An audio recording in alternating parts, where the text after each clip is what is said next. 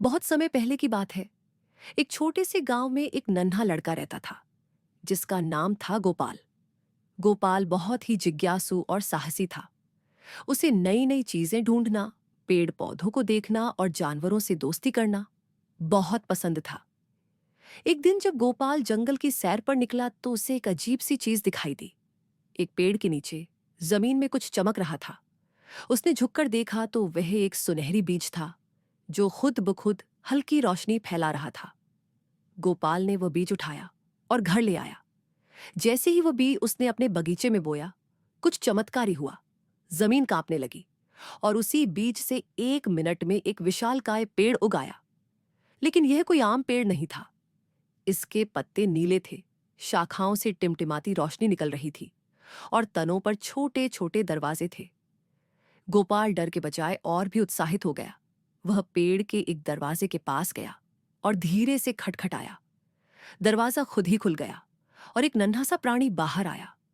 वह देखने में बिल्कुल खरगोश जैसा था, लेकिन उसके पंख थे। वह बोला, नमस्ते, मैं पिंकलू हूं। तुमने हमें जगाया है। अब हम तुम्हें जादुई जंगल की सैर कराएंगे।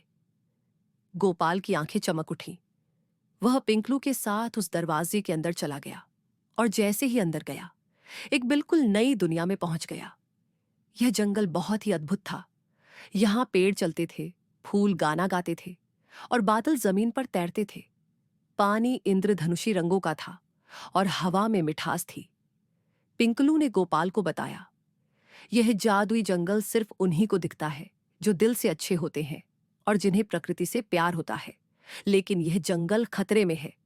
कैसा खतरा? गोपाल ने पूछा। पिंकलू ने कहा, हमारे जंगल का जीवन फूल मुरझा रहा है। वे फूल इस पूरे जंगल को जीवित रखता है। अगर वह सूख गया तो सब कुछ खत्म हो जाएगा। मैं मदद करूंगा, गोपाल ने तुरंत कहा। पिंकलू ने मुस्कुराते हुए कहा, इसके लिए तुम्हें 3 परीक्षाएं पास करनी होंगी। गोपाल को एक अंधेरी गुफा में भेजा गया, जहां उसे खुद को आईने में देखना था। लेकिन ये आईने आम नहीं थे। ये उसकी अच्छाइयों और गलतियों को दिखाते थे। एक आईना बोला, क्या तुमने कभी किसी से झूठ बोला है? गोपाल ने सोचा और बोला, हाँ, एक बार मैंने मां से कहा था कि होमवर्क कर लिया, लेकिन नहीं किया था।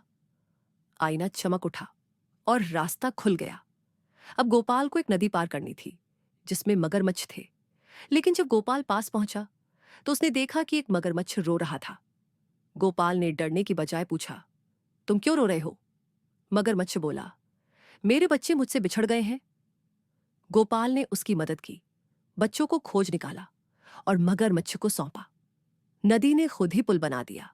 अंत में गोपाल को एक ऊंची चोटी पर चढ़ना था।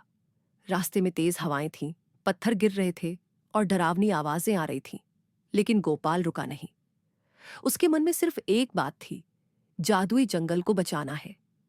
जब वह चोटी पर पहुंचा तो वहां एक सूखा हुआ फूल मिला। गोपाल ने अपने दिल से प्यार भरी बातें उस फूल से कहीं, तुम मत मुरझाओ, पूरा जंगल तुम्हारे बिना अधूरा है। अचानक उस फूल में रोशनी भर गई और वह फिर से खिल गया। पूरा जंगल झूम उठा, पत्ते तालियां बजाने लगे और आसमान में रंग बिरंगे पक्षी नाचने लगे। पिंकलू ने कहा, तुमने 3 परीक्षाएं पास कर ली। अब तुम हमारे सम्मानित संरक्षक हो।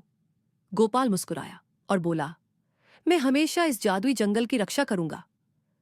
उसके बाद गोपाल जब भी सोता, उसे वह जंगल सपनों में बुलाता। लेकिन असली रहस्य यह था, हर सुबह जब वह उठता, उसके बगीचे में एक नया चमकता फूल खिला होता। सीख, इस कहानी से हमें यह सीखने को मिलता है कि सच्चाई, करुणा और साहस से हम कोई भी मुश्किल पार कर सकते हैं और जो दिल से अच्छे होते हैं, उनके लिए दुनिया खुद जादू बन जाती है। ये मेरा नया बच्चों का हिंदी कहानियों का चैनल है। कृपया लाइक और सब्सक्राइब करें। मुझे अपना YouTube चैनल आगे बढ़ाने के लिए आपके सहयोग की आवश्यकता है। धन्यवाद।